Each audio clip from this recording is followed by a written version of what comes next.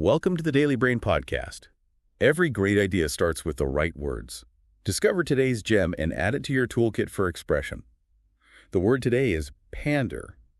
Have you ever felt like someone was saying exactly what you wanted to hear, even if it didn't quite ring true? That feeling you're describing could very well be the essence of pandering. It's about appealing to someone, often in a way that feels a little calculated. Calculated is a good word for it. So Right. how would we define pander in a way that captures that sense of insincerity? Vocabulary.com puts it nicely.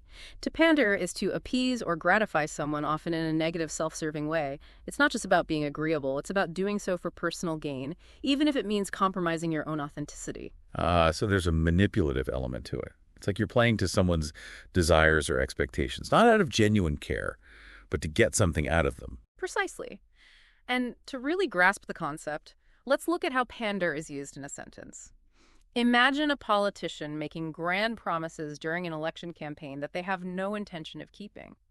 You might say the politician was blatantly pandering to voters with unrealistic promises. That's a perfect example. You immediately understand the underlying motive to gain votes, even if the promises themselves are hollow. But I'm curious about the origin of the word. Where does this idea of calculated appeasement come from? The word pander actually has roots in classic literature, which I find fascinating. Think of characters like Pandaro from Boccaccio's Philostrato and Pandarus in Chaucer's Troilus and Crusade. They were essentially go-betweens in love stories, but their motives weren't always pure. They facilitated relationships for their own benefit, sometimes even manipulating the situation. So, shady matchmakers from literary history. That definitely sheds light on the manipulative aspect of pandering. And speaking of manipulation, it seems like politics is a breeding ground for this kind of behavior. Have you noticed how politicians sometimes seem to shift their positions or make outlandish statements just to appeal to a certain group of voters? Absolutely. Political pandering is a classic example of this word in action. Think about those moments when a politician does something that seems completely out of character just to win over a specific demographic. For example, there's that infamous photo of Donald Trump celebrating Cinco de Mayo with a taco bowl, despite his history of making controversial statements about Mexican immigrants. It felt very performative, didn't it? Like he was trying to undo past rhetoric with a single photo op. And it's not just him. We've seen other politicians try similar tactics. Remember when Hillary Clinton talked about how much she loved hot sauce, seemingly to connect with black voters? Yes, and how can we forget the classic image of politicians from both parties awkwardly attempting to eat pork on a stick at the Iowa State Fair? It's almost become a cliche of political pandering. It makes you wonder what's genuine and what's just a calculated move to secure votes. It's like they're saying, look, I'm one of you, even when their actions or policies might suggest otherwise. Exactly. It highlights how pandering often involves a disconnect between words and actions.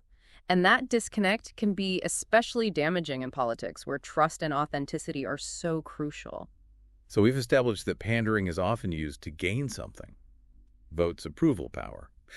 But is there ever a time when appealing to someone's desires or preferences might not be inherently negative? Could there be a more strategic, even ethical side to pandering? That's a really insightful question, and it gets to the heart of the complexities surrounding pandering. While it often carries a negative connotation, there are instances where tailoring your message to a specific audience can be a strategic and even ethical move. So you're saying there's a fine line between pandering and simply being a good communicator. Exactly. Think about it this way. Effective communication often involves understanding your audience and framing your message in a way that resonates with them. I can see that. For example, if you're a teacher explaining a complex concept to young students, you wouldn't use the same language or approach as you would when discussing it with fellow academics. Right. That's a great analogy. You're adapting your communication style to effectively convey the information, not necessarily manipulating your audience. But where does that line get crossed? When does adapting your message become pandering? That's the key question, isn't it? It often comes down to intention and authenticity. The nature and motivations of pandering suggest that businesses frequently engage in a form of pandering when they tailor their product services and marketing messages to appeal to specific demographics or target audiences. So if a company knows their target market is young, environmentally conscious consumers, they might highlight their sustainable practices or partner with social media influencers who align with those values. Would that be considered pandering? It certainly has elements of it, but the key distinction lies in whether they are genuinely committed to those values or simply using them as a marketing ploy. So if they're just jumping on the sustainability bandwagon to boost sales, That would be a clear example of pandering. Right, precisely. It's the difference between genuine alignment and cynical manipulation. And that same principle applies to politicians, right? Yeah. They often target their messages to different voter groups. Yes, and this is where things get even more nuanced. In politics, the line between strategic communication and pandering can be incredibly blurry. So how do we as citizens and voters discern the difference? How can we tell if a politician is genuinely trying to connect with us or just telling us what we want to hear to win our votes? That's where critical thinking comes in. We need to be aware of the subtle ways pandering can manifest, especially in realms like politics and social media, where information is often presented in a highly curated and persuasive manner. It's like we need to develop a pander detector. But seriously, are there any warning signs we should be looking out for? Absolutely. One key indicator is a disconnect between words and actions. If a politician is making grand promises but their voting record or past behavior tells a different story, that's a red flag. It's like the saying, actions speak louder than words. Exactly. Another thing to watch out for is overly emotional appeals. Pandering often relies on triggering strong emotions. Fear, anger, excitement, or even a sense of belonging, to bypass our rational thinking and make us more susceptible to manipulation. I've definitely noticed that in certain political campaigns where they focus on fear-mongering or making exaggerated claims to stir up outrage or anxiety. Precisely. And this tactic isn't limited to politics. Think about those clickbait headlines or social media posts that are designed to evoke a strong emotional response without necessarily providing any real substance or context. It's all about grabbing your attention, even if it means resorting to manipulation or sensationalism. And speaking of social media, this brings us to another domain where pandering is rampant: the world of influencers. Ah, yes, influencer culture. It's a whole other beast when it comes to pandering. It seems like every post, every product recommendation, every carefully curated image is designed to appeal to their followers' desires and aspirations. Exactly. And the Daily Wrap-Up Crew's YouTube video brought up some thought-provoking examples of how influencers can leverage their platforms to pander to their audiences, often for financial gain. They highlighted influencers like Derek Jackson, who built a following as a relationship guru, even after being exposed for infidelity. And then there's Justin LeBoy, who often uses Cash App giveaways, almost like he's buying his followers' loyalty. These examples highlight the transactional nature of influencer culture, where popularity and engagement can be directly monetized. And in this environment, pandering can become a powerful tool for building and maintaining a loyal following. It's like they're creating a persona, an idealized version of themselves that their followers want to aspire to, even if it's not entirely authentic. And then they use that persona to sell products, promote brands, or even influence their followers' beliefs and values. And this is where things can get ethically murky. When influencers use their platform to pander to their audience, they hold a significant amount of power. Their followers trust their opinions and recommendations, and that trust can be easily exploited. It's like the Cap app analogy that the Daily Wrap-Up Crew used to describe Instagram. Everyone's presenting these carefully curated versions of themselves, saying and doing things they think will get them likes and views, even if it's all a facade. And that facade can have a profound impact on their followers, especially younger audiences who might be more susceptible to the allure of influencer culture. It can perpetuate unrealistic expectations, promote consumerism, and even influence their sense of self-worth. It's a lot of responsibility for someone who might be primarily motivated by likes and sponsorships. It makes you wonder about the long-term consequences of this kind of pervasive pandering on our society as a whole. And this brings us to a crucial question. If pandering is so prevalent in our culture, how do we navigate it? How do we become more discerning consumers of information, especially in a world where authenticity and manipulation can be so difficult to untangle? That's the million-dollar question, isn't it? How do we develop that pander detector you mentioned earlier? Yeah. Because let's face it, we can't just switch off from the world of politics or social media or even our personal relationships. You're absolutely right. It's not about retreating from these spheres, but about engaging with them more consciously and critically. And part of that involves understanding the motivations behind pandering. Why do people do it? What are they hoping to achieve? Because once you understand the why, you're better equipped to spot the how. Right.